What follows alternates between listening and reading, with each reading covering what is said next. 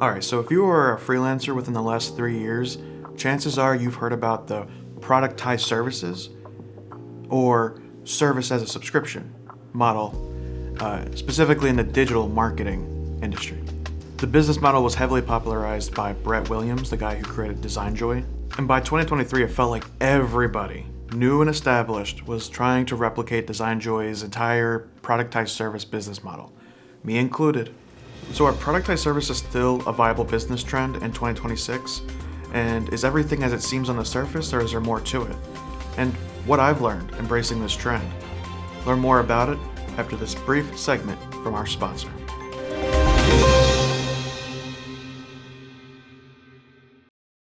Does your product marketing fucking suck? Well, at BDBK Visual, we made a subscription-based 3D services to fix your bullshit. Enjoy an all-you-can hit 3D buffet. Modeling, texturing, animation, jiggle physics, and rendering. And all of that for the low price of $20.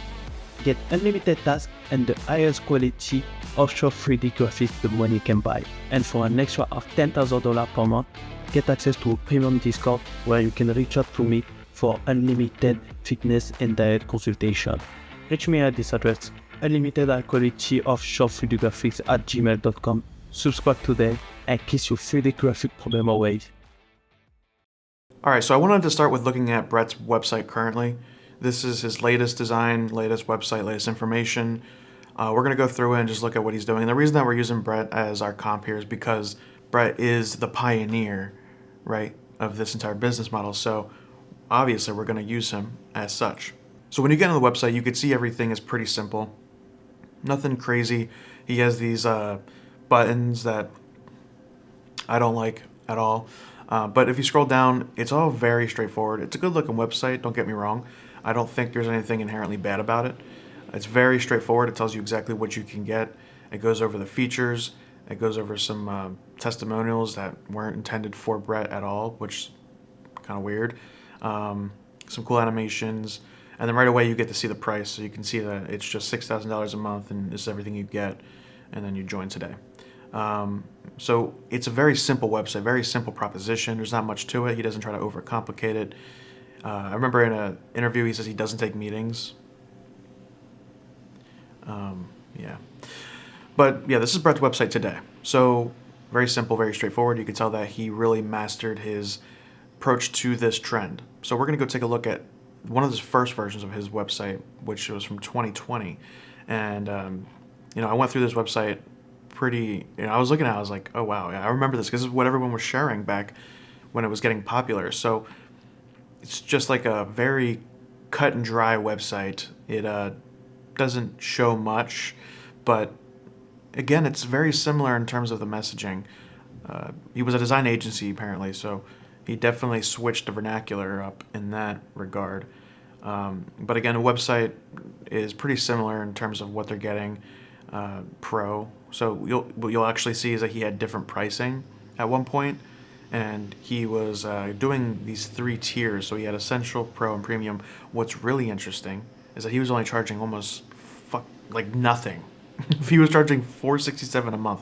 So when he made this, he was probably down bad. So $467 for Essential, $849 for Pro, and custom pricing for Premium. And you can see all the stuff you got here. All the same services he offers today, it looks like. And he also had annual pricing, which annual pricing is ballsy. Because if you get stuck with a client that's paying you for a full year in advance, and that doesn't work out very well, down 6 months, it's a tricky, ballsy move. But when you're charging this amount for a year or a month, sorry, I guess anything is nice. Another thing I wanted to check out is the new McDonald's competitor, Superside. So if you don't know what Superside is, they basically took what Brett was doing with DesignJoy, and they're like, okay, let's just scale this out as big as we can go. Let's just get a bunch of offshore talent, create our own proprietary software where people can manage the projects, and we'll just do it that way. So these guys are essentially doing what Brett does, but at a huge scale, Superside. I love their site though. I think their site does a great job at the marketing aspect of what they're doing. But again, it's very similar. They just do everything that Brett does and more, and it's all productized. So you pick how much you want to spend, and they give you like credits and whatnot. And it's just a very simple, very surface level business model that can help a lot of businesses, specifically small ones. We'll get into that. But here is Superside's website. They talk a lot about AI, by the way, so they are bullish on AI. Take that how you will. But another thing I wanted to talk about is the actual service industry. So we have two products here. We have Q, use Q.com. These guys created what you could basically say is Trello for this kind of work, where you can have billing, you can have plans made, you can do all of your client engagement in here. You can see that they're using the Webflow carousel slider down here because it sucks. It doesn't work correctly.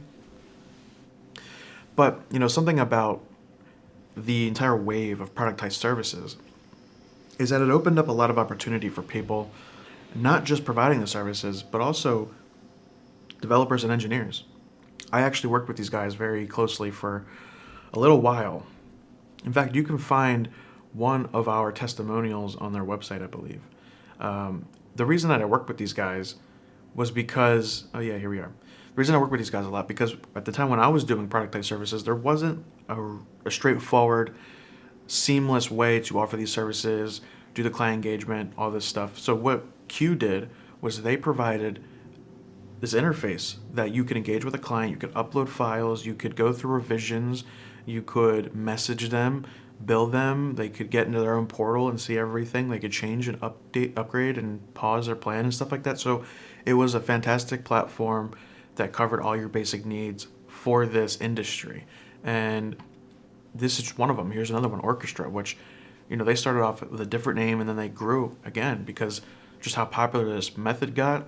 They were getting clients and customers every day of the week. So, this is proof that there was a demand in the market. The supply was high, the demand was high, and they were creating entire platforms that were for this. And these are still, to this day, very active.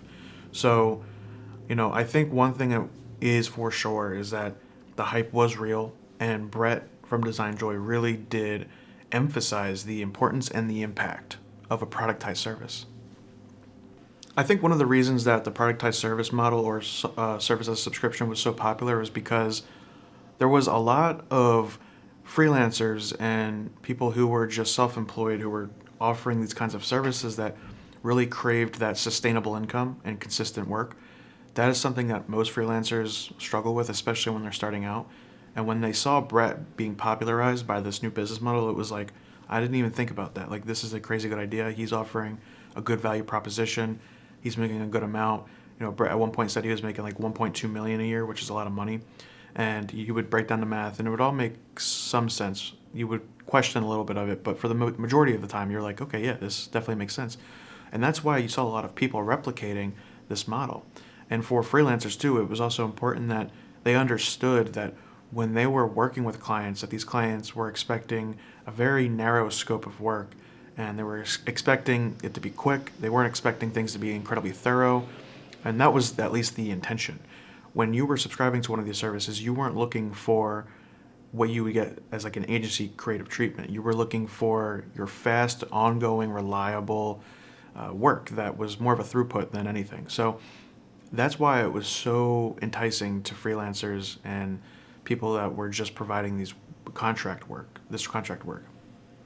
For clients, it was also pretty intriguing because, if you're charging $2,000 a month for Webflow maintenance or $2,500 for unlimited design, so you're making the marketing creatives, you're doing the web design, you're working on the brand and evolving the brand and making pitch decks and stuff like that, $2,500 to a startup is nothing. The clients were also kind of like hungry for this because what they saw was different than what the freelancer saw. What they saw was, we could just hire this fractional designer, and once we don't need him, see ya.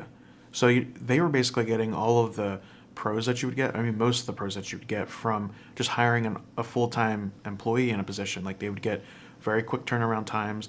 They'd get reliable work, unlimited amounts of work. So basically how you would treat an employee as much as they could fit into their work week.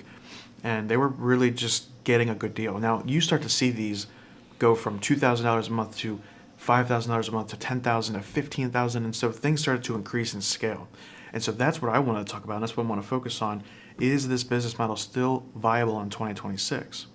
My experience with this business model, which I did run this business model for a little over a year and a half through Sprintly, my design studio, marketing studio, we did offer packages where we had 3 different packages, and we had one that was cheaper and that was like the essentials, and we had one middle ground that was like some branding and web design stuff on top of the essentials. And then we had our max subscription, which was everything. And we were putting it in this fixed scope so that when you or a client would go to subscribe to the membership, they would know exactly what they're going to get, and they would get onto the platform, use Q, where we would manage all the client engagement for the most part. I would say that for me personally, it was really good at that consistency that you crave as when you're in self-employed, but it was also when I was just getting started back into being self-employed, and $10,000 a month was really nice through 2 clients. It was also really enticing to me that I could work basically 2 to 3 times a week, or 2 or 3 days out of the week, and it would be like a few hours those days, and that was my work week, and I was making $10,000 a month. So at where I was, it was definitely a decent job. Like, I enjoyed it a lot. The clients were getting what they paid for. They were really happy with the services. I was enjoying it a lot because I was, working maybe 15-hour weeks, and I was getting paid a ton. And, the experience is also great. But as you start to crave some sort of scale, like everybody does, once you have that ambition to keep moving up, you start to learn that, like, okay, well, I can make $15,000 if I just get one more client. I can make $20,000 if I just get 2 more clients. The thing is that these clients, they come and go. They come for when they need you, and once you serve your purpose, or maybe they lose funding, it's see ya. So while it did feel like it was a consistent, sustainable income flow, it wasn't. It was less consistent and less sustainable than an actual job, but it was a little easier to break into this industry, or this business model at least, because it was a low barrier. So my experience with this business model was, I would say, it wasn't amazing. It wasn't bad. At first, it was pretty great. I think it was probably the best part was when I was getting started with it and I was seeing it kind of succeed. But when I started to crave that growth that you usually crave, after you've been doing something for so long, you're like, okay, it's time to grow.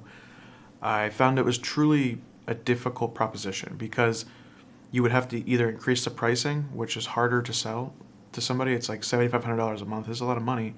That's $15,000 every 2 months.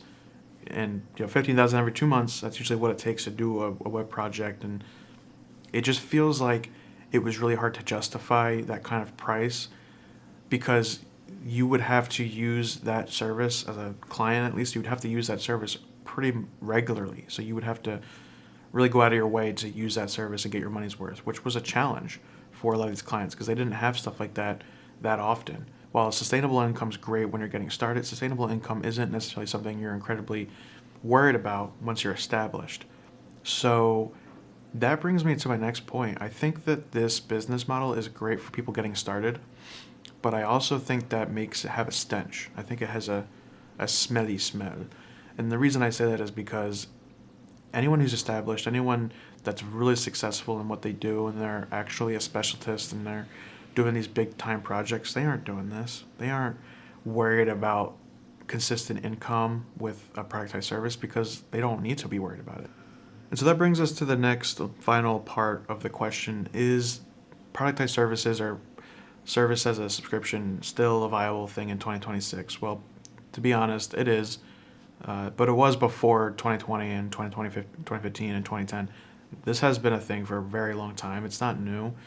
It's just the way that Brett packaged it and proposed it was kind of unique, and so it had this new style to it. Everything in this video is my opinion. Do I think productized services would work in 2026? Yes. Do I think you should pursue it?